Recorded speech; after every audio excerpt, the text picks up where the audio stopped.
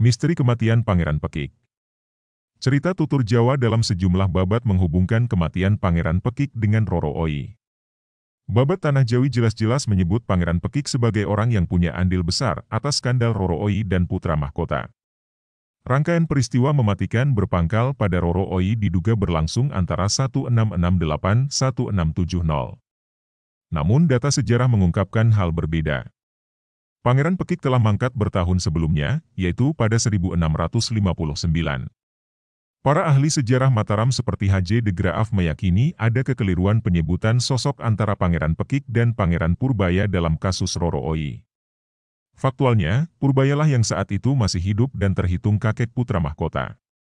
Menurut tulisan de Graaf, kematian Pangeran Pekik pada 1659 merupakan puncak dari intrik yang terjadi di dalam istana. Amangkurat I yang berkuasa demikian gelap mata, sehingga paman sekaligus mertuanya pun jadi korban kekalapannya. Sebab pembunuhan Pangeran Pekik oleh menantu sekaligus keponakannya sendiri itu tidaklah bersebab tunggal.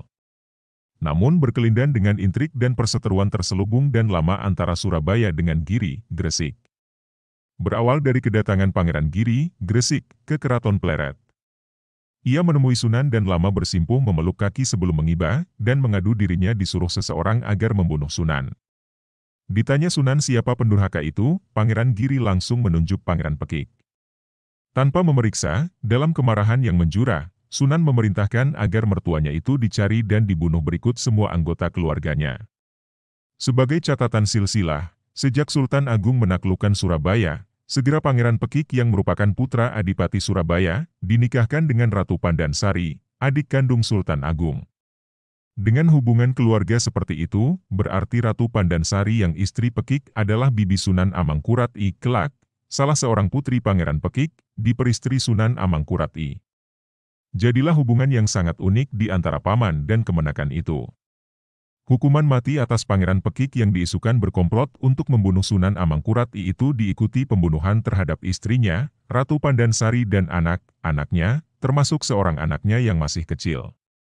Pangeran Pekik dan Ratu Pandansari menurut Serat Kanda, dibunuh dengan cara dijerat pakai tali. Ini cara yang lazim dipakai untuk mengeksekusi para pejabat istana dan bangsawan tinggi. Peristiwa ini terjadi pada 21 Februari 1659. Anak perempuan Pangeran Pekik yang diperistri Sunan Amangkurat I berikut 7 putra-putranya juga dibunuh. Di makam Banyusumurup, kini bisa disaksikan di dekat pusara Pangeran Pekik, terdapat makam bernisan kecil. Itulah nisan Pangeran Timur, putra Pangeran Pekik dan Ratu Pandansari. Sang Ratu sendiri dimakamkan di Pajimatan Imogiri, sesuai haknya sebagai putri raja, Sultan Agung. Dari daftar yang tertera di komplek makam, dari 52 nisan penanda di Banyusumurup yang terkait dengan Pangeran Pekik, ada 32 nama yang tersebut namanya. Ini tidak termasuk nama Raden Ronggo Prawirodirjo III yang berbeda masa.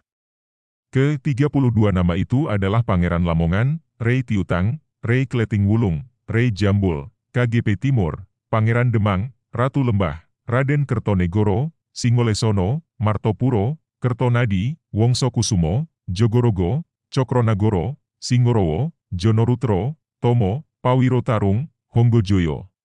Berikutnya, Raden Tondo, Raden Lamongan, Kertopuro, Karyonegoro, Wirokusumo, Irowongso, Wongso Citro, Wirosari, Aryo Kusumo, dan Atmojo Kusumo. Secara khusus Roro Oi ditulis namanya dengan sebutan Kanjeng Ratu Mangkurat. Catatan de Graaf, kelak kematian Pangeran Pekik ini membuahkan dendam kesumat di benak putra mahkota, Pangeran Tejoningrat, yang menggantikan Sunan Amangkurat I, Tegalwangi, sebagai Sunan Amangkurat II.